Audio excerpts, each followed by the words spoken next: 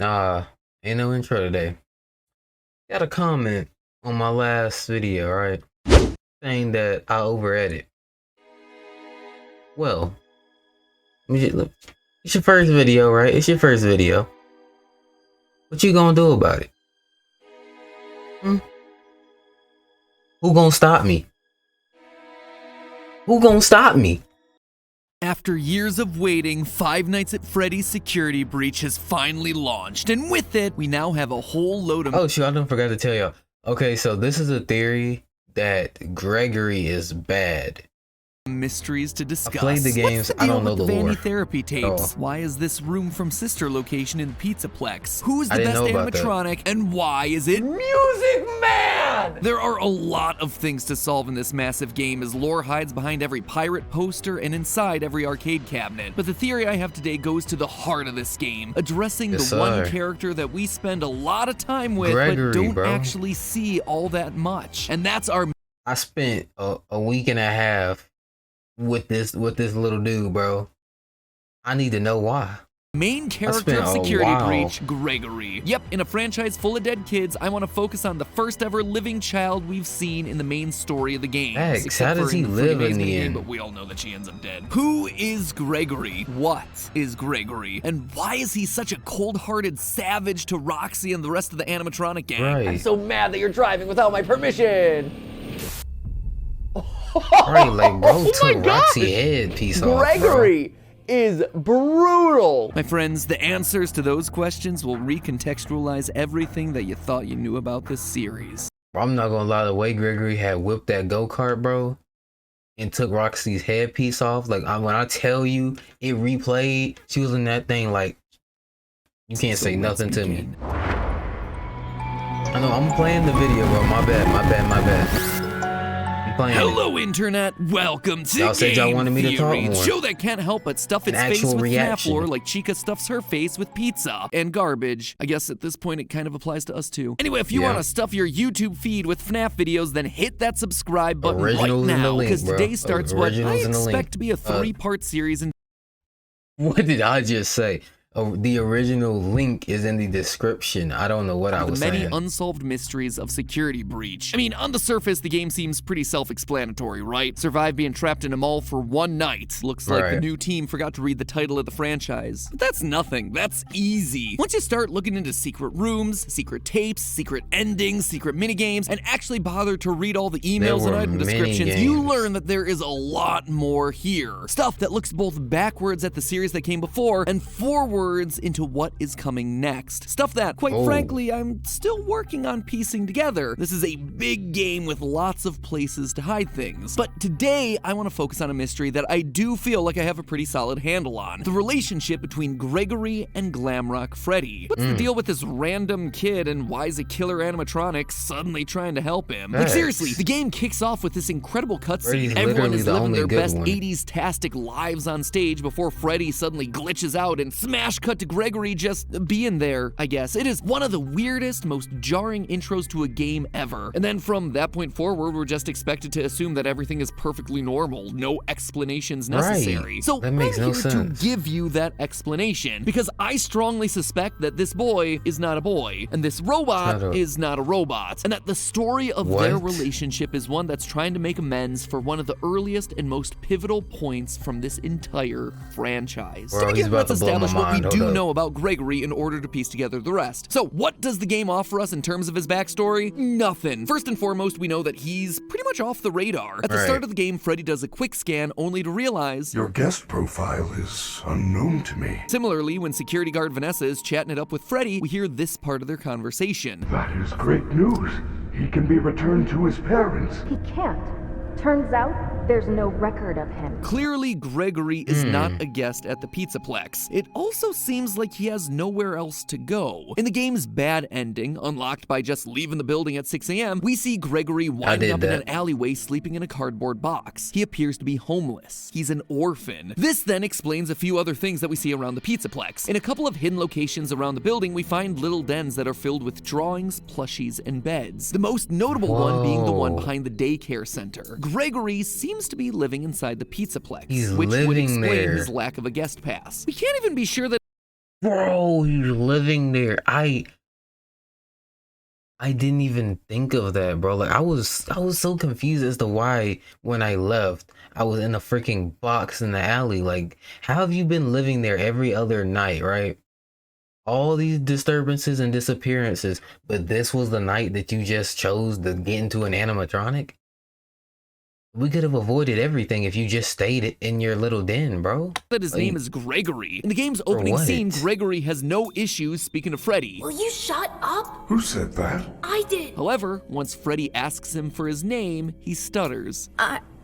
I'm Gregory. Why would he stutter on his name when he was clearly fine answering everything else just seconds before? So, what? Is that it? Gregory's just some homeless kid that sets up shop in the Pizzaplex and happens to get wrapped up in Afton and Vanny's plans? Yeah, right. Of course not. Nothing in this franchise is ever an accident. Take a look at Gregory here. Notice anything familiar? Dark eyes, brown hair with a piece fallen between his eyes, shorts, a shirt with 2 stripes across the middle. Ladies and gentlemen, Gregory is none other than the crying child.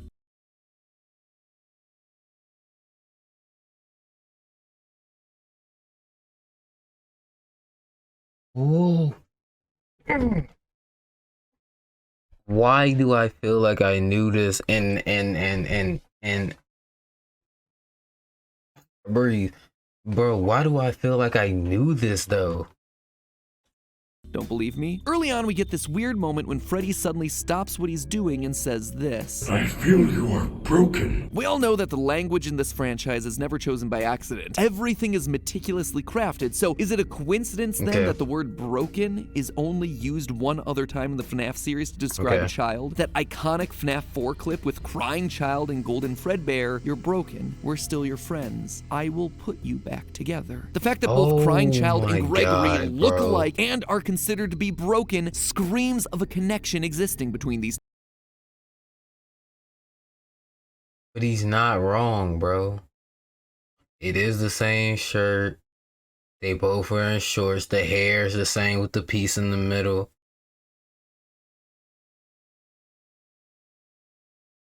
He got me beat, bro. Him being the crying child would also explain why he has nowhere else to go. His dad is an undead zombie living inside a yellow bunny suit, and his mom is MIA. There's also lines like this. Your parents want you to follow me. Your family is looking for you. Let me take you to your parents. On one hand, this just sounds like Chica spouting out some generic security protocol. On the other hand, if indeed Gregory is the crying child, Chica's lines here take on a whole new meaning, because she is quite literally bringing him to his family, his father living in the basement, William Afton. But obviously there's one big problem with this, one that I'm sure all of you are screaming at your monitors or typing aggressively down in the comments. Crying child is dead. He died in FNAF 4 when his older brother Michael picked him up to be chomped. And not only did he die, his soul then went on to be one of the 2 spirits possessing Golden Freddy, the other being the vengeful spirit Cassidy, before he was finally put to rest by the puppet in the happiest.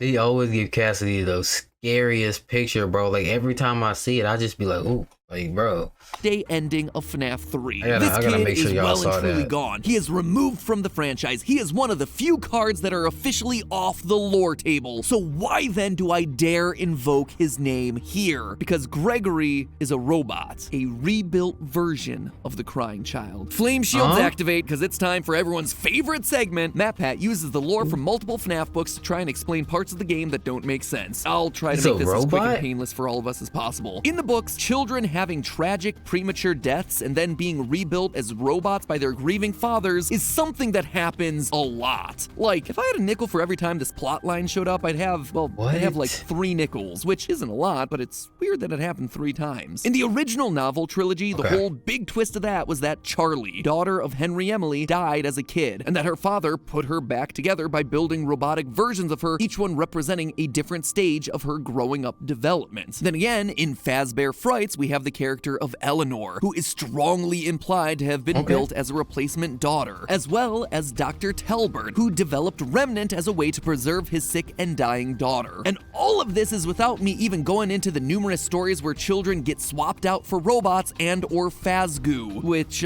once it has your DNA, basically creates a clone of you. If that's the future of the franchise, we're going down some weird paths, my friends. Anyway, to summarize, there's evidence in the wider canon that FNAF 4's lines about the crying child being being broken and needing to be put back together were meant to be much more literal than any of us first suspected. But we don't even have to go that far. Within Security Breach itself, there is plenty of evidence to suggest that Gregory isn't exactly what he seems. When Vanny spots you and starts to get closer, your vision gets a CRT effect. Basically the horizontal lines that old TV monitors used to get. And it's worth remembering that since this is a first-person game, that is representing your vision. So why are your eyes suddenly behaving like cameras on the fritz? Unless, you know, they are cameras on the fritz. Later in the game, once we defeat Roxanne Wolf, we can take out her eyes and upgrade Freddy. Our Fazwatch tells us that, quote, Roxy sees things differently than others. Sometimes she'll stare and talk to the other bots through walls. She's able to see things that others can't, which allows us to see collectibles like secret CDs. In a way, she has a sort of X-ray vision, which is why when you first install him into Freddy, his comment really stands out. How are your new eyes? I am having a hard time adjusting. You look different to me. It's almost like he was seeing Gregory as a normal child, but now that he has these new eyes, he's able to see through Gregory's skin and reveal something that he wasn't expecting.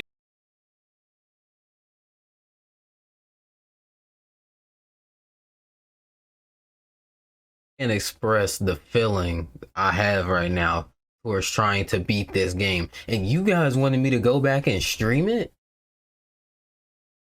All right, bro. Like, say, an animatronic endoskeleton. Also, Gregory can be inside Freddy when he's inside the charging stations, which on its own feels weird. That like, doesn't I kinda make expected sense. you to hop out and leave him to charge, but nope, we pilot him inside of it and then sit there as he charges. Or could it be that those charging stations are as much for us as they are for him? Remember that secret den behind the daycare where we assumed Gregory's living? There's a strange amount of decommissioned and what appear to be salvaged security robots. Maybe for a kid who needs a robotic upgrade. The fact that there's no record of Gregory would also make sense. If he's an animatronic, there wouldn't be records of him because he's not technically a human. It would also explain why Gregory has no parents. But maybe the biggest point of evidence comes from the very beginning of the game, where during the opening cutscene we see Freddy glitch out. This sets him on a course of being good for the rest of the game. But what causes that glitch to happen in the first place? Well, by going frame by frame, we can see that there's a security threat on the loose, and it looks to be a small child. What? It's Gregory. It has to be. Gregory is the threat here, a robot that poses a threat to Freddy's programming. But why? How? What would make sense about that? Well, to understand that connection, it's time to put a pin in Gregory and turn our attention over to Freddy. If you unlock the game's final secret ending, you end up going below the Pizzaplex, only to discover a former Freddy Fazbear location, Freddy Fazbear's Pizza Place. If that name doesn't mean anything to you, it shouldn't really. Most of the restaurants in the series go unnamed. But while the name might not mean anything, the layout should be a familiar one. One large rectangular stage with lights on the trim and big speakers on either side, and a smaller semicircle stage right next to it. It's from FNAF 6, Pizzeria Simulator. Notice the stools that are placed right in front, the checkered floor. We even have purple striped tablecloths and blue, green, and red plates exactly like we saw in Pizzeria Simulator. As a refresher, this is the location that Henry lured all of the roaming animatronics to in order to burn them to the ground one final time. Although for one of you, the darkest pit of hell has opened to swallow you whole. Remember this, don't keep the devil waiting,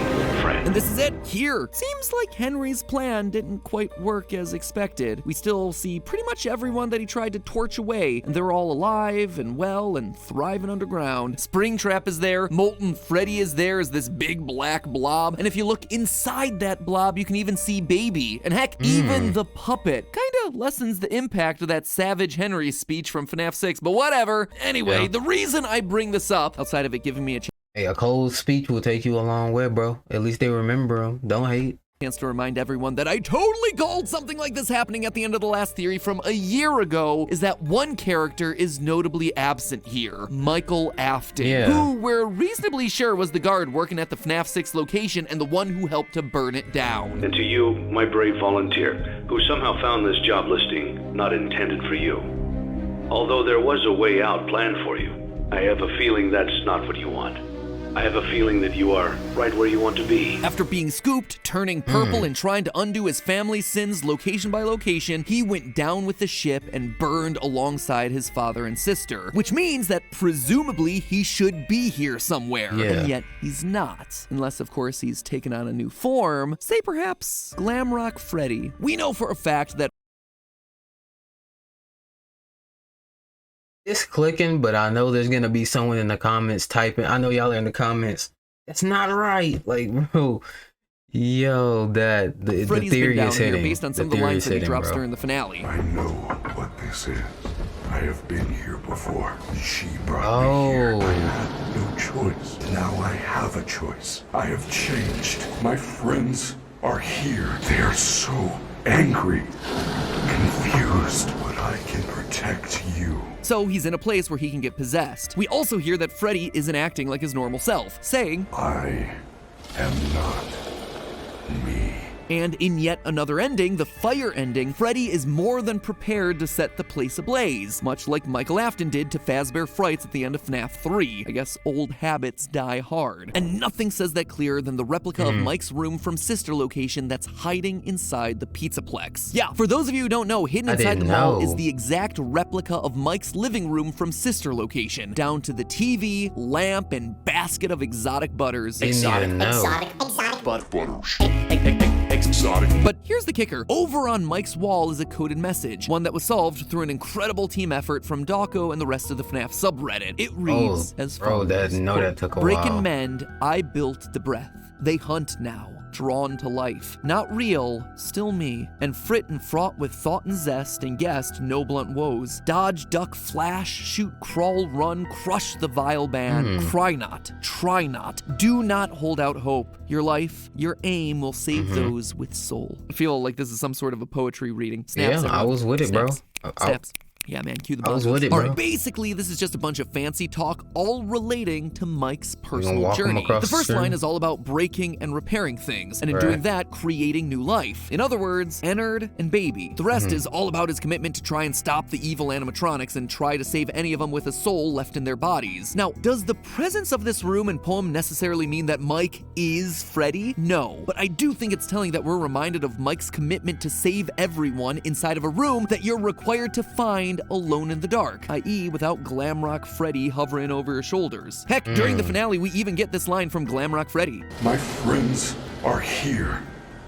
They are so angry, confused. He's talking about Molten Freddy, the spirits trapped inside of the blob. It's very possible that those were indeed his friends captured and killed back in the day. Maybe William himself struck back against the kids that had bullied his youngest son, and now some of their spirits are trapped below the surface as part of the blob in this abandoned restaurant. Or maybe that's why Gregory is so brutal to all of these animatronics at the end of each boss battle. They killed him back in 1983, and now it's his turn to show the bullies no mercy by launching a go-kart at their face and ripping out their eyeballs. And meanwhile, Freddy is sad because they are quite literally his friends from when they were alive. But to me, honestly, the biggest connection points between Mike and Glamrock Freddy are thematic. They're narrative. Mike has been moving to location after location to try and undo his father's horrible work. This would just be a continuation of that story, as both Aftons return post-fire. And more importantly, it also completes the arc of the crying child and his older brother. Since accidentally killing his brother in FNAF 4, Michael's been trying to make amends. This would be quite literally their grand reunion. An older brother finally able to protect and defend his younger sibling in a way that he failed to earlier in their lives. This is also why Freddy's programming would glitch out after he encounters Gregory in the opening cutscene. The soul of Mike, buried deep in Freddy's code, comes through upon sensing his brother again. It hotwires the system so that Michael Afton, in the body of Freddy, can defend his kid brother. And the Afton story doesn't stop there either. In part of the Pizzaplex, we find a family dinner scene made up of decommissioned staff robots. A father, a mother that kind of looks like Ballora, a daughter with rosy cheeks and orange pigtails, a son, and one with its head missing. The child whose head was bitten off in 1983. This is very clearly the Afton family. There is no doubt about that. The story continues in this game. In fact, I expect that's why the Save Vanny ending here is so important. If you manage to find and complete all the Princess Quest arcade cabinets hidden throughout the Pizzaplex, you get an ending where we are able to save Vanny from the control of Glitch Trap. This is something that we predicted would be possible literally a year ago in a theory, but I bring this up not to pat myself on the back, but rather to call out the final moment of this ending, where we see Gregory, Freddy, and Vanny all sitting together on a hill. A hill that I should point out is oddly reminiscent of the FNAF 6 gravestone hill. It feels meaningful, like all these characters have some sort of history. Why would Vanny be there otherwise? Unless this is meant to be the crying child,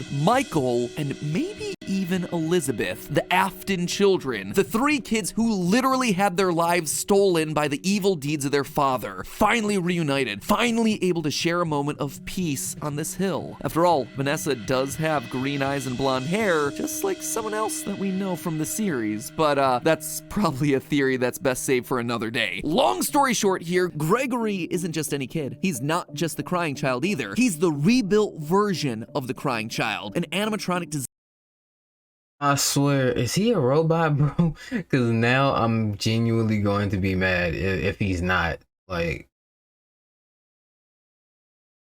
designed to fill the void left by the death of Afton's youngest son, literally put back together piece by piece. And Mike, meanwhile, is also back, glammed out this time, continuing to make amends for his past by reuniting with the brother that he accidentally killed as a kid and protecting him in a way that he never could before. Which then leaves us with a question: who's Vanny? How does she fit into all this? Why does she fit into all this? And why does Robot Gregory glitch out each and every time she gets close? That, my theorists, will have to wait for the next episode, because this episode's running long and honestly I need more time to think through the answers. So in the meantime, theorists, remember, hit that subscribe button so you don't miss how all these clues fit together. You're not going to want to miss that next episode, mostly because, you know, if you do, the FNAF lore will no longer make any sense to you whatsoever. Plus, hitting the subscribe button's free, and let's be honest, at this point you owe it to yourself to see how it all plays out. But for now, remember, it's all just a theory. A game theory. Thanks for watching. Had to let him finish. So Gregory is a robot, and all of them, in the comments, let me know, is this for real? Like, is this like honest? Like, is this really what is happening? Or